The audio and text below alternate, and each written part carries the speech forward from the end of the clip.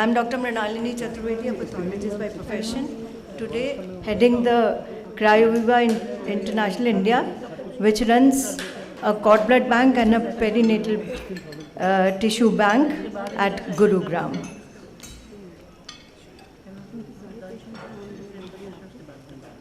We all arise from one single stem cell, which is the fertilized ovum.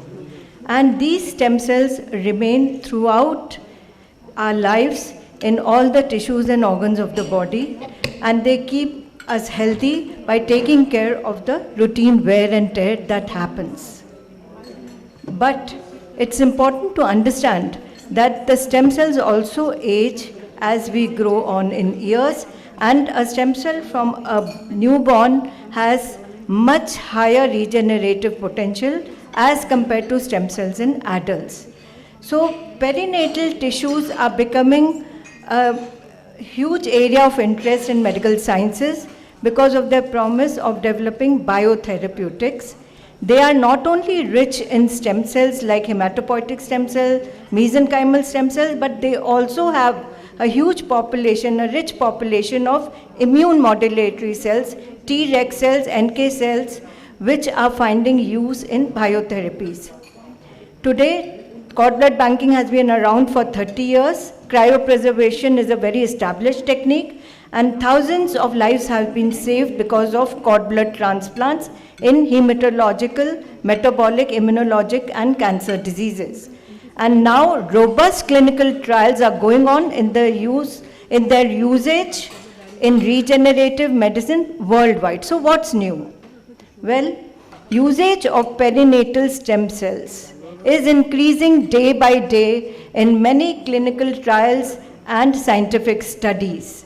And perinatal tissue banking has become an extended part of cord blood banking. And what are we looking at? We are looking at development of novel biotherapeutics, which are cell and tissue-based products, and their use in many diseases for which we do not have very good options as far as medical therapies are concerned.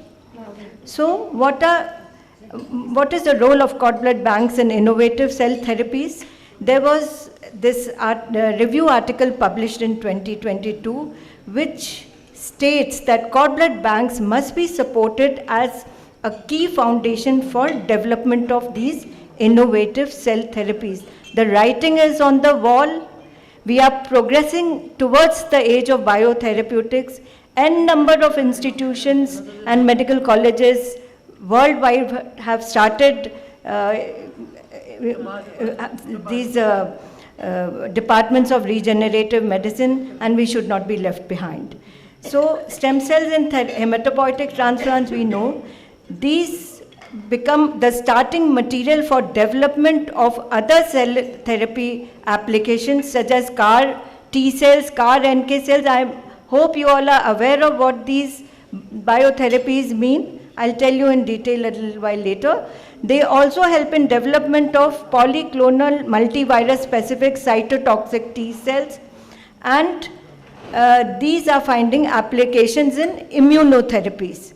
What are immunotherapies? They are also known as living drugs, and their applications are in cancers and autoimmune disorders. We know that immune cells play a major role in immunosurveillance and tumor eradication. Today, engineered T cells and NK cells called living drugs represent a new paradigm in anti-cancer therapy, and most of the major centers, even in India, have started these therapies. These are genetically engineered to express a receptor which can go and identify the cancer cell and kill it. And today, because of the expansion technology which is available in the labs, we can culture and grow these cells in the labs to meet the dose requirements. And this is just a graph to show you the various phases of trials going on in different kinds of diseases. And some of these trials are late phase trials which have already been approved by FDA as investigational new drugs. So you can see that in bone and cartilage diseases, neurological diseases, hematological diseases, diabetes, ALS, spinal cord injury, many trials are going on and seeing late phases because promising results are coming. Even in neonatal morbidities such as bronchopulmonary dysplasia, hypoxic ischemic encephalopathy, congenital heart disease, etc., a lot of application is happening, and these are either published or registered trials which are going on using perinatal tissue cells as the basic material. In this graph, I just wanted to show you that Asia is becoming the leader in development of these biotherapies, and lot of applications we are seeing coming from India, China, and Oriental countries. And this is being reflected in annual scientific production. So research articles which have been published are showing a gradual rise 2017 onwards, and the top 10 countries which are publishing, India ranks second. So mesenchymal stem cells in gynecology, where are we now? This is a review article published in 2023, which has brought out the conditions in gynecology where stem cell therapies will biotherapies will find application, and these include Asherman syndrome, infertility, incontinence, etc. So I'll not go into the details. This is a publication. You can read through it, but it is finding application in various gynecological and obstetric disorders. Urinary incontinence, such a huge burden. We heard lectures, which stated that this is to be prevented if it can. Here also, we are finding that biotherapeutics can be of great use, and a lot of studies are going on, and this is also a publication you can go through, but it is ameliorating the symptoms.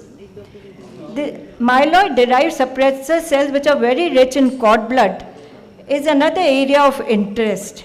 Well, these cells are being studied for their applications as biomarkers or therapeutic targets, especially in failure of feto-maternal tolerance or severe infections in the neonatal period.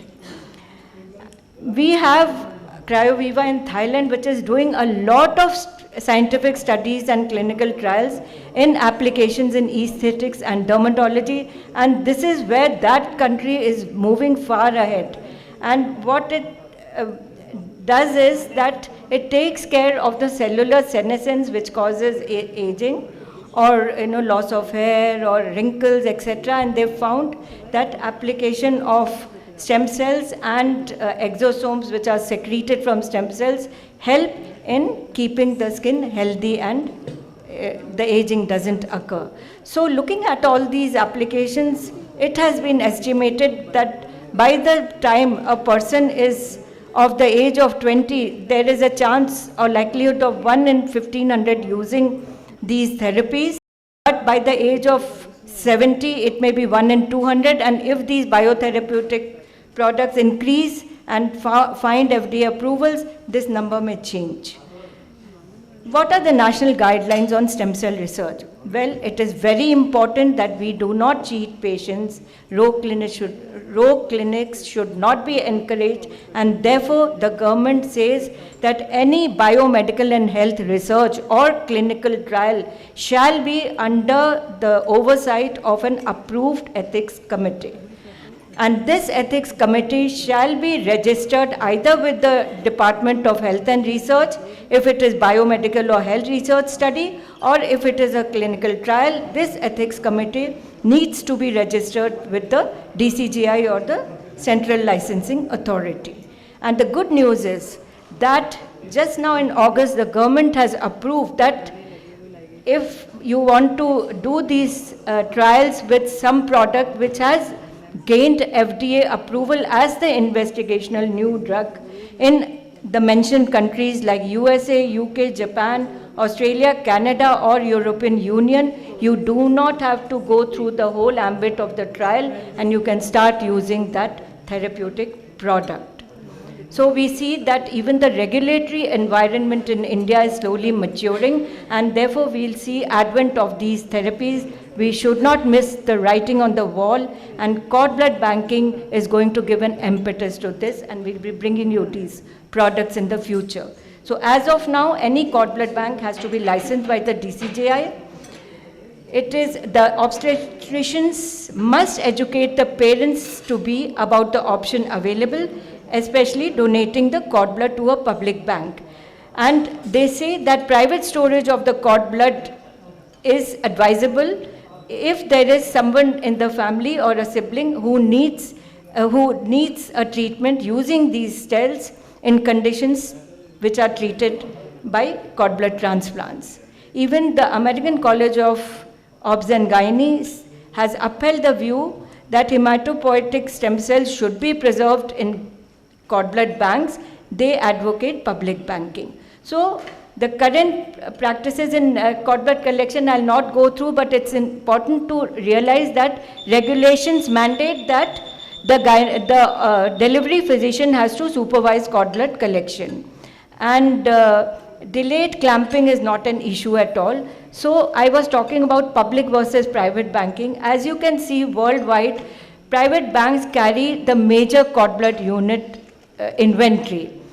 And because federal funding is not available in India, so what we did, we married public banking into private banking in the form of social community banking, where the members of the banked units, the family members can share that pool of cord blood units, and this expands the available pool, so the family has access to all the cord bloods and not only the one cord blood they have banked.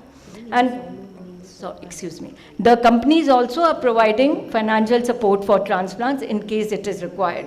It is estimated that an umbilical cord blood registry of 20,000 is able to meet about 96% 4x6 match, 18% 6x6 match. This was a study in Indian population. So to summarize, I will just say, save it, do not throw it. It's a lifesaver, and emerging novel therapies will start seeing the light of the day. Let us not miss the boat. These are pictures of the patients who were treated by cord blood transplants from our bank.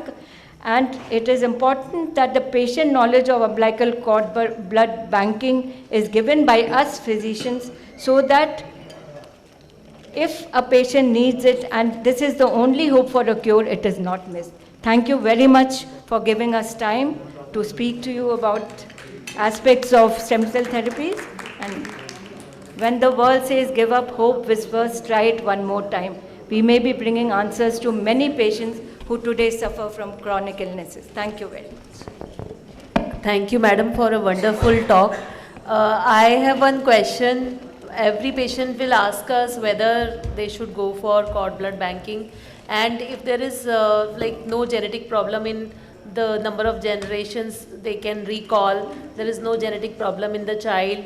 I do understand that for donation purpose for others, but then sometimes they can't afford in corporate sectors. So what is your advice for general population? For general population, I would say that you must apprise them of the current use and as well as the developing therapies, because these clinical trials are now coming into late phases. So today they have an option. Let them take an informed consent, give an informed consent. It's their decision, because even if there is no current family member suffering from a disease, but looking at the applications which are going to come out in the future, let them have the option to bank cord blood if they want to go ahead. I'll just narrate an incident which happened in Australia. This was a legal case where a family, Australia has public bank. So this family wanted to donate the cord blood, and they have public bank, so they were encouraged to donate it in a public bank. But what happened, the same child came down with leukemia 3 years later. By that time, and this child had a very unique HLA type, aborigine mix is there in Australia. So they were not finding a match in any of the registries. And when they went back to look at the public bank, the cord blood had been used up.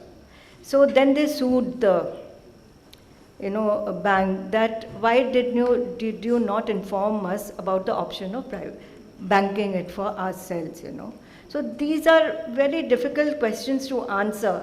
It has to be an informed decision by the parents. But what we can do is we can apprise them what's happening in this field and what the future looks like, because this is meant for future use. And what we is can't the be blinded to general that. maintenance cost which most of the companies are charging? So there are various payment options. Like our company has this option that you can pay upfront and we keep it lifelong. And there are other companies who take a fee for the first year and then they keep on taking additional fee every year of storage. Can I just put in one comment, ma'am? That maybe you said the child was whose genetic had the disease had a genetic bias, and got cell cells which were banned would carry the same genetic bias. Would you give the same genetic bias again, Logo? If there is a genetic disorder, if Just- there's, no, leukemia would have a genetic bias. yeah, you're very right. So, you're very right. In leukemia, usually autologous is not used. But now, when there is no other option available, what happens? This.